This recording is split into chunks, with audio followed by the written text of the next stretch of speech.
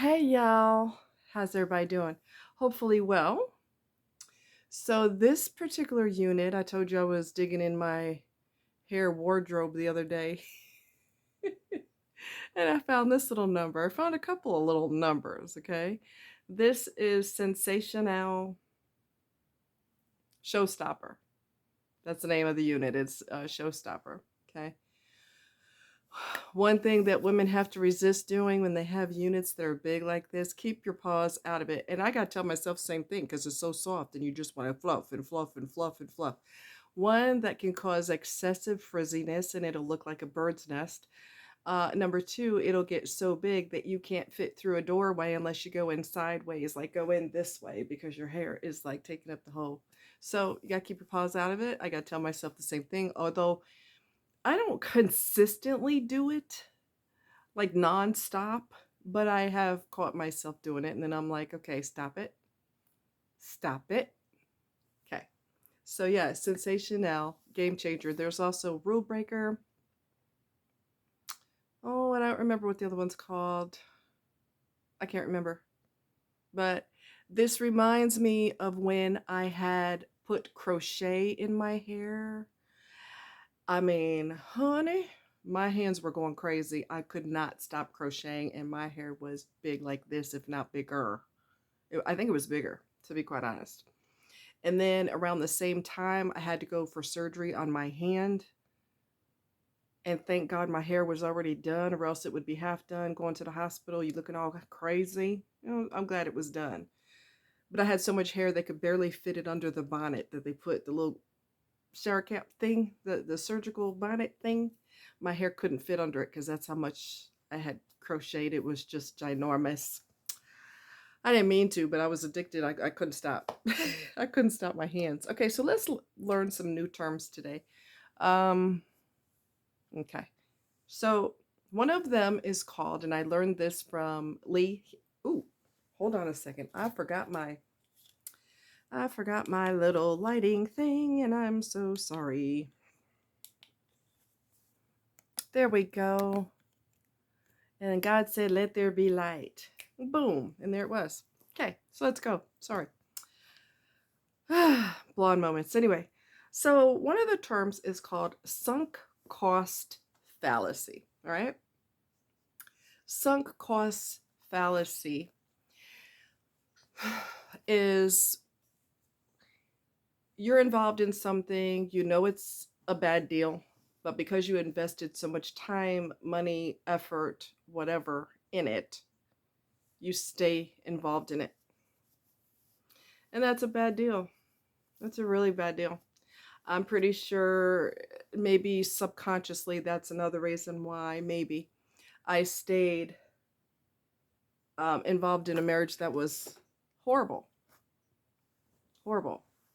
Because I don't think I was stuck on time. I think I was stuck on, I love this person and I'm not a quitter.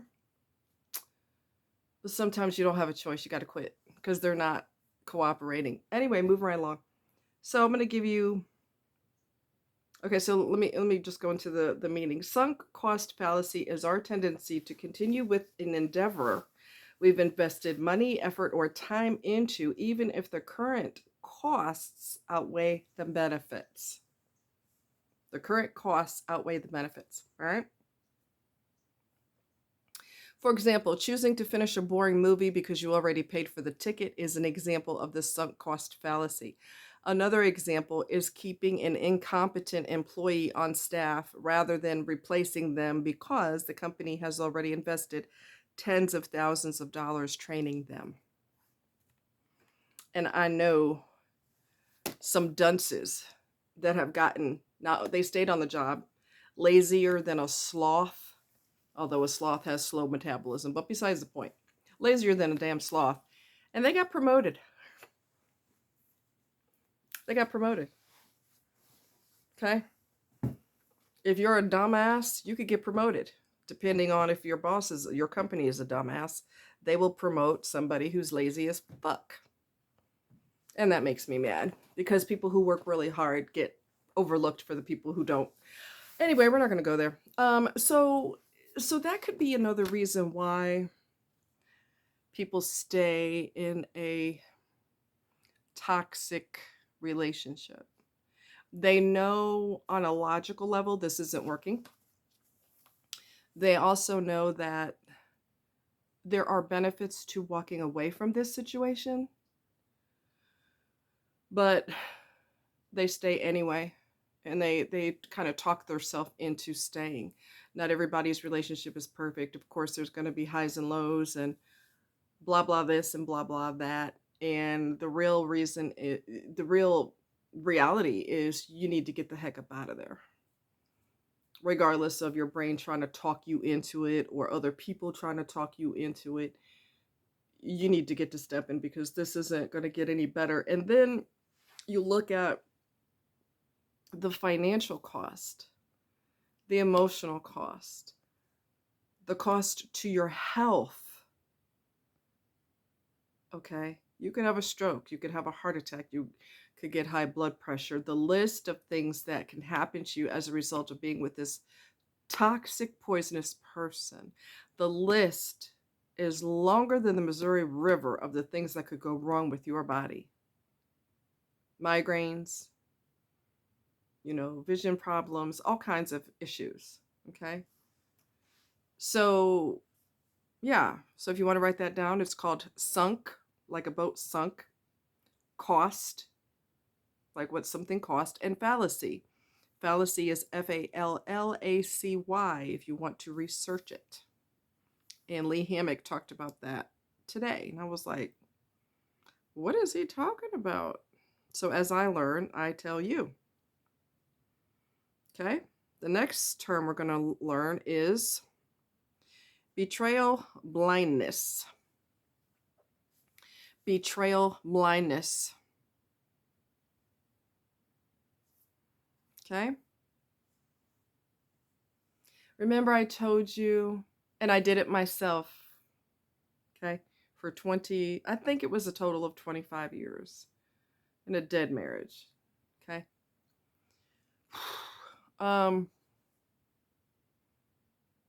I did it. I quit doing it eventually. I wasn't slow about it. The guy that I told you that goes to Lee's show all the time, and I don't mean go to a show, physical show, it's online, okay? He's still in denial. He knows that his girlfriend is horrible, but he's suffering from betrayal blindness, and I did the same thing. Remember I kept telling you I was going in and out of denial for many, like I said, your brain could do that indefinitely. Yeah? Okay. So this is what it is, betrayal blindness. I went through the same thing. Betrayal blindness is not allowing yourself to see what is going on, to connect the dots, or to fully engage with reality. Guilty. Because if you did, the information would threaten your relationship with the person who is most important to you. I'm going to read that again, and I want y'all to really absorb this as I read it, okay? Yeah, it's deep. Betrayal blindness is not allowing yourself to see what is going on, to connect the dots, or to fully engage with reality, because if you did, the information would threaten your relationship with the person who is most important to you. Okay? What happens to your brain after betrayal? As if that's not enough, when betrayal occurs, your brain begins to operate in a different way. The fear center fires up and stays fired up, creating hypervigilance, restlessness, anxiety, and a sense of being perpetually on guard. Okay? What is post-betrayal syndrome? So let's take this even further. Post-betrayal syndrome is a collection of physical, mental, and emotional symptoms specific to betrayal. Okay? Wow. That's deep. That's really deep. So I'm going to go through these stages with you. So we're going, like I said, we're going a step further. Rebuilding your body, mind, and life after a betrayal. And in my case, it was betrayals that, a little emotional, just a little bit. Some betrayals I wasn't aware of at the time. I knew something was a little off. Something was off. I mean, the busiest time of the year, you're sitting and not moving. Uh-huh. Yeah, I knew something was off. I didn't know it was his clothes. Anyway, stage 1, ignoring your gut instinct that something is wrong, focusing on the physical and mental more than the emotional and spiritual. Okay, that's stage 1. Stage 2, you're blindsided. It causes a breakdown of your body, mind, and worldview. Your body goes into a stress response. Your mind is confused and overwhelmed. Your worldview is shattered and you no longer trust your betrayer nor yourself. I'm going to comment on that. I didn't trust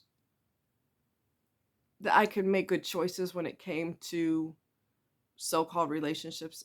Because I look at my track record and I've just seen nothing but toxic people. But I am practicing getting rid of people. I've done it a few times and I'm telling you, wow, it feels great to ditch somebody before they have the chance to treat me like crap because I saw red flags all up in and through the beginning. Okay? Before I even met this person in person, one of them I got rid of because something with him was not right. So I'm getting better. It's an everyday practice of pulling out the rules and regulations and going, I'm not doing that. That don't make no sense.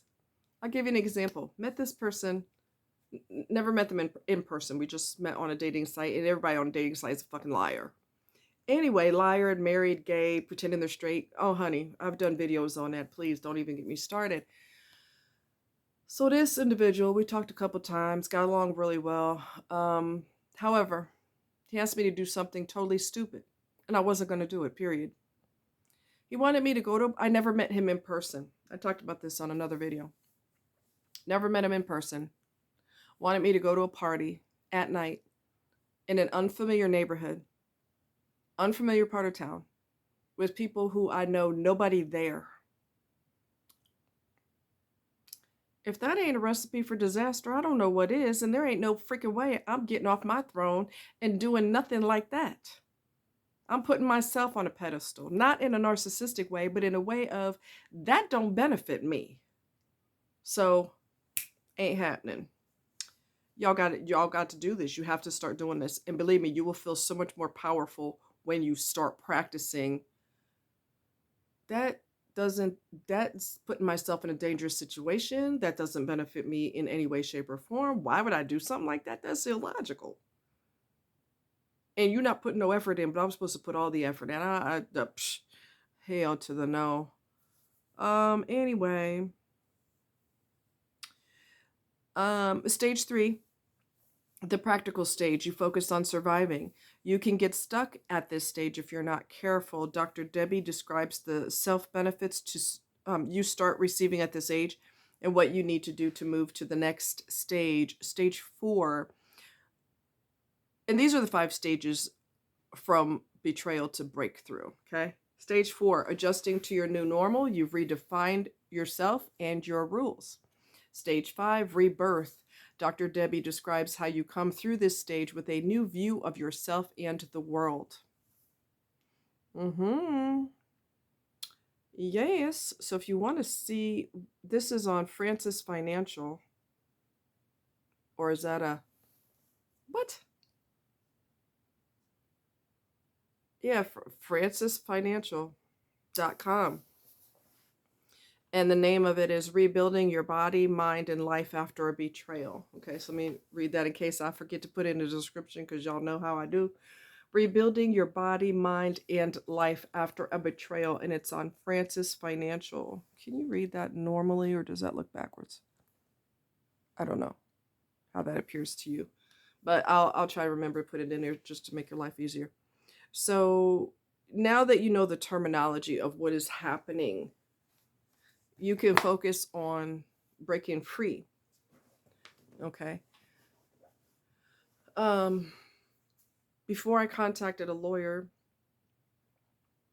with my dead marriage, so-called marriage, I was, like I said, I kept going in and out of denial, in and out of denial, in and out of denial. The pain was immense when I realized that this wasn't working, and that I wasn't being respected, and I wasn't being treasured, and I just wasn't being honored for who I am. I was being treated like yesterday's newspaper. So that's not how you're supposed to be treated, okay? You're supposed to be treated with respect. And one of the things that I love, love, love, love, love about Kyle, what is their last name? Appleford? Jenny Apple is his wife, who passed away from cancer. But if you go online and you look up Jenny Apple, him and his wife and the two kids, he is the epitome. And I know I keep saying it, but he is the bar. His behavior and his personality, he has raised the bar so freaking high. I've never met a man like him. And I've never met a man who can reach that bar. He not only loved the hell out of his wife, and still does. She died a few weeks ago. He loves the heck out of his children. I don't want to say worship, because that's the wrong word. You're supposed to worship God, right? But he treated her like a queen, and she treated him like a king. The love they had for each other, you could feel it, you could see it, you could sense it. You could see it in their body language, the way they looked at each other, the way they waited for the other person. They ask a question to one, she asks him a question, and she waits for his answer, and she respects his answer, and vice versa. They've been married for, I don't really know how long, but the respect and love is just, you can't even measure it on a Richter scale. You cannot measure their love on a Richter scale. And she said, it was like a weird premonition. She said, because he's a great man. He's a great man. Our life is too happy, and I fear that something bad is going to happen. And he's like, we deserve to be happy. And she's like, yeah, I know, but something just, I don't know. Our lives are almost too happy. It was almost like a weird premonition. And then she got cancer. She had lung cancer, not from smoking. She didn't smoke. And she also had brain cancer. So between the two of them, they took her out of here quickly. Okay. Real painful, because their love was so beautiful to watch. Their connection was so beautiful. So let me morph into this, okay? I've seen videos where people are getting married and he smashes cake in her face, or he pushes her in the pond,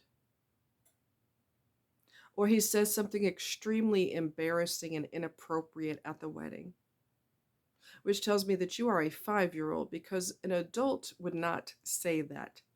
And you cannot sit here and tell me that she didn't see red flags before they got married, okay? I saw red flags before I got married, but I thought he was just a horse's ass. I had no idea, what was really going on with him. Anyway, and I didn't know anything about narcissism back then. I thought narcissism just involved you being stuck on yourself. Oh, baby, it goes so much deeper than that. Oh, my God.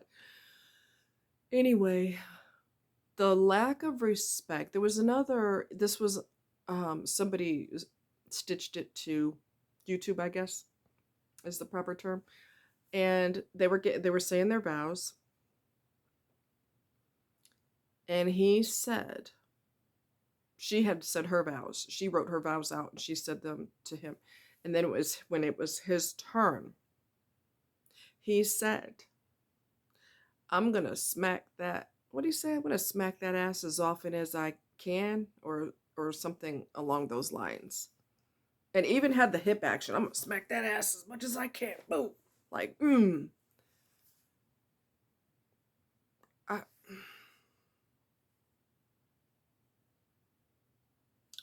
I, I, I, I'm stuttering. This conversation is being had, and I'm so happy that the awareness is spreading because I didn't give it much thought before either. And now that I'm looking at it with more scrutiny, the lack of respect is horrific. Kyle would never do that to Jenny, and she would never do that to him. Never.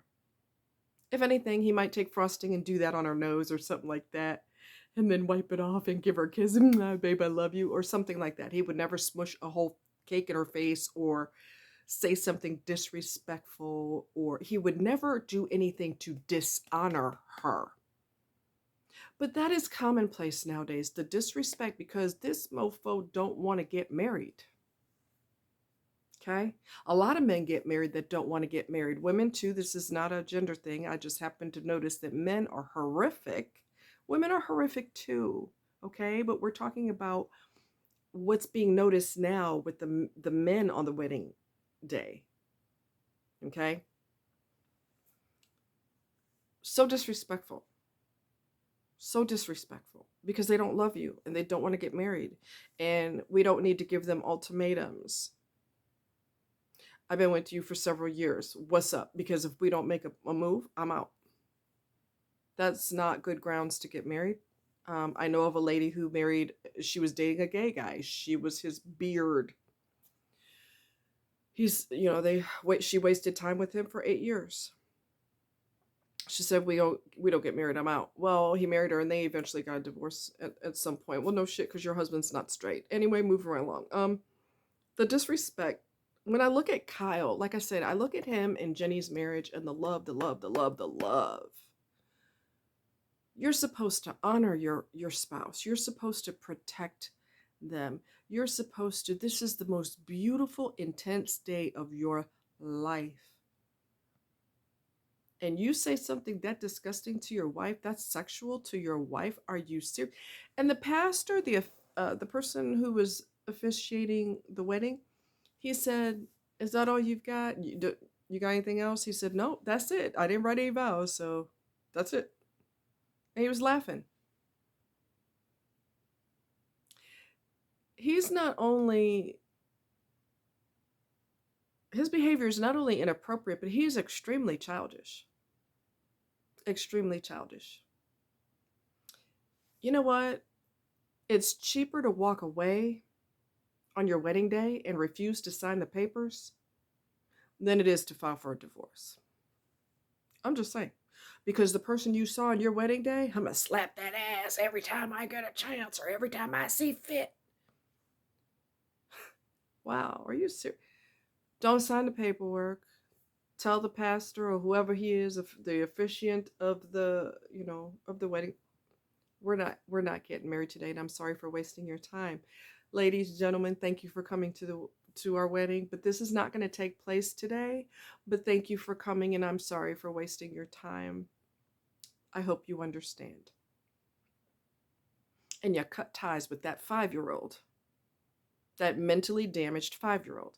So they don't want to get married. Many men hate their wives, dislike their wives. I'm not talking about narcissism. I'm talking, well, yeah, a lot of it is narcissism. Because boys are raised totally different from girls. They're not given rules and regulations like girls are. They don't have to do chores that girls have to do. They got to do trivial chores, and they can't even do that shit right.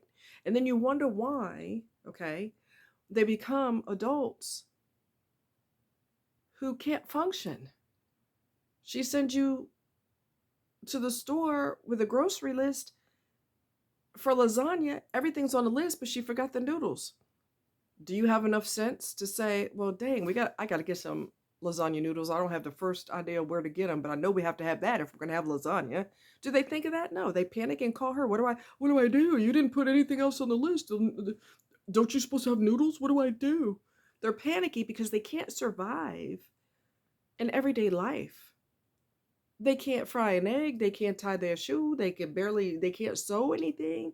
They can't put a button on a shirt. They don't have enough. I've seen one individual didn't have enough common sense. Supposedly was going on a job interview, which is extremely doubtful. You cut your nappy ass hair. Your hair looks like a motherfucking eagle's nest, but worse. Like a tornado hit an eagle's nest. Okay, I can't insult an eagle because their nest is a condominium. Okay, your hair looks like a tornado went flying through an eagle's nest. You don't have enough sense. You supposed to going on a job interview, you lying sack of shit. You don't have enough sense to cut your goddamn hair. Some bitch that wasn't going on a job interview. He was lying. Anyway,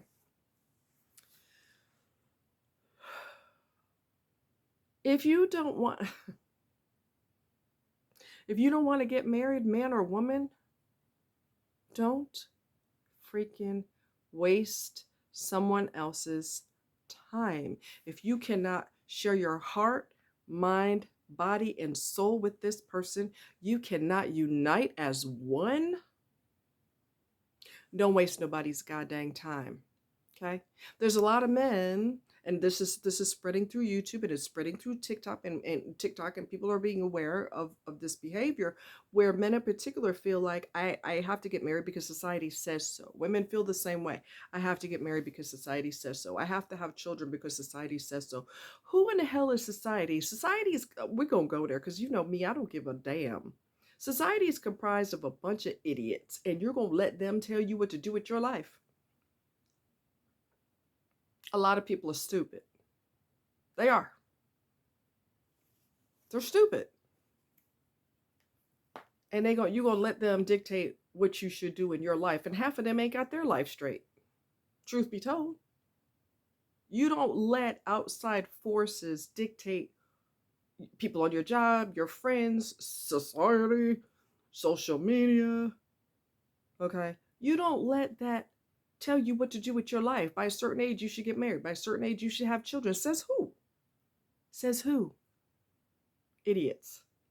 Okay? You do what works for you. If you do not get married, if people question you, all your friends are married except you, but you're not feeling it, don't get married. Don't. Why are you getting married and then you hate your spouse and you hate your children? Women too. Why are you doing that? I have found that most men, I don't give a shit who gets mad. I don't care. Okay, I'm not no young spring chicken, so I know what I'm talking about. Most men are incapable of love. Incapable. And chasing women with your pants around your ankles is not love. That's called lust. And there's a big difference. Anybody can poke somebody. That don't mean nothing. Okay? That don't mean a hill of beans. They're incapable of love. Many men, if not most men, are narcissistic because of how they were raised. They didn't have to have rules. They didn't have to have regulations. They were not taught to be self-sufficient. They were taught to chase after women so the woman could do everything for him and he could sit there and look stupid. I don't know what to wear. How do I pick out my clothes? Do you even know how to make a peanut butter and jelly sandwich, or do you have to have a relationship so that you can have that? There's a lot. I'll just tell you, the way narcissism works, women are capable of love unless they're narcissistic. They're not capable of love either. It's an epidemic with these men. I don't know what in the hell is wrong with them, but I have never met a Kyle. Jenny was so lucky to have him. They weren't lucky because of how everything turned out, but they had a lot of beautiful years before everything hit the fan.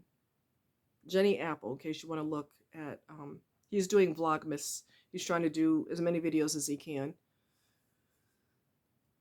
It's just hard because I really adored them together. I love her, and I'd never met her. Anyways, I love him too, and the kids, I love them. I do.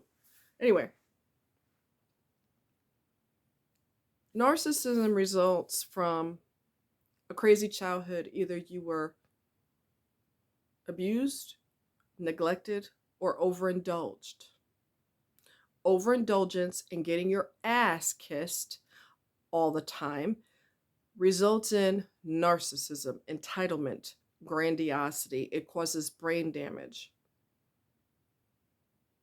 Most men, because society teaches them that you need to prove how straight you are, you need to chase as many skirts as possible. This way we don't question your manhood. So a lot of guys do that. They think that's the equivalent of being a man. I promise you, Kyle ain't thinking about that part of their marriage. I'm sure he's thinking about it to some degree, but he thinks about it privately. That's not the most important thing in his world. The magical and beautiful connection that they had like this is more important than getting laid. But when you love each other and you're making love with each other, it's July 4th times 1,000 because you actually have feelings for this person. You are connected on the deepest level possible. So many people are dead inside. They can't love, they can't feel for anybody, they're just dead inside. Stop getting married. Look in the mirror, god dang it. Look in the fucking mirror and you know that you ain't worth 2 pennies you can rub together. Stop getting married. Now you got a spouse that hates you. Now you got your kids that don't want to be bothered with you because they remembered how you treated their mom. Oh, yeah. Or they brainwashed the kids to hate their mother when he was the one who was a dead person. He had no business getting married. You're supposed to protect your spouse. You're supposed to look out for them. Y'all are supposed to be connected at the soul level. Soul level. Most people can't do that. They just can't. They're not capable. I think women are narcs too. Like I said, a lot of women look here. I've never met a decent man other than my guy friends. However, these women who are toxic as hell, oh baby, they could find a good man in any crowd at any time. A man that would do anything in the world for her, excuse me. I'm gonna let you guys go, but I seen on 2020, was it 60 Minutes or 2020? Might have been 2020. I can't remember. It was a while back. This broad is way narcissistic. She not only had a lot of husbands, some of them she married at the same time.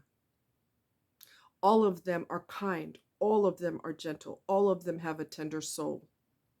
Because they know how to sniff men out like that, because they are hunting for men like that, and they can find them in a crowd.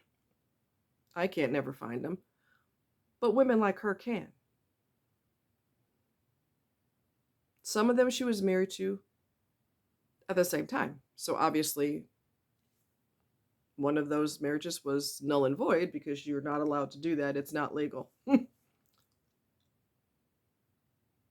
So the longer you're single, okay, we're going to end with this. We're going to close with this. The longer you are single, the more you can establish boundaries, rules for yourself that people will respect. And if they don't respect, peace out, you're gone. You will fall in love with your peace and your tranquility. You will fall in love with that. So when somebody comes in there that you go out with or you get to talking to or whatever the case is, talk on the phone or whatever, and they do something to upset the apple cart, you're out. I'll fire you as quick as I can blink my eyes. See that? That's how quick you'll be tossed. Play with me if you want to. And it feels so good to do that. And I don't give a damn about your fucking feelings because you didn't give a damn about mine. Okay? You will see dysfunction coming a mile away when you take a break from people and you sit back and you observe them and you have conversations with them. A sign that somebody is toxic is when there's a big sign. My God, the red flag will be bigger than this. Red flag will be like gigantic. When they're disrupting your peace and you don't even know them that well. What? Already disrupting your peace. Prime example. I gotta go. Prime example. Talking to this fool on the phone. We went out a couple times, whatever. He didn't like my friend in the background. he had a problem with my guy friend, very jealous of him. And instead of saying he was jealous, he said, I was talking to him. I said, hold on a second. And I'm talking to my friend in the background. I don't want him listening to my conversation. I don't want him listening. How the hell can he hear your conversation when you're on the phone? And I stayed cool and calm about it because I'm like, what are you even talking about? Do you see what I'm saying? Kyle would have never did that. Sorry, he raised the bar so high, all the way to the sky, baby. If you can't even meet me halfway up to the sky, get the freaking flipping hell out of my damn face. You're disrupting my peace with an argument that is unnecessary. And we were having a serious conversation, a very serious conversation. If he's not a toxic person, if he wasn't an asshole, he would have said, is everything okay? I'm sorry, I'm not trying to overhear your conversation, but is everything okay? Because I heard you mention something about a bullet and somebody did property damage and shot whatever, your friends, whatever, with a bullet. Is everything okay? That's what a fucking normal person would say instead of, I don't want him in my conversation. You're fired. You are fired. Don't disrupt my peace. Don't do it. Don't freaking do it, because I'm not going to tolerate it. Act like you got a damn brain in your head or you are fired. How dare you? How freaking dare you? Anyway, and insecurity is disgusting. Don't be insecure. That's gross. So anyway, let me get off of here. You guys be good. Think about what I say. We learned new terms today. Yay. The more you know, the better you will be, the smarter you will be, the better choices you will make. That sounded pretty good. You guys take care. Much love.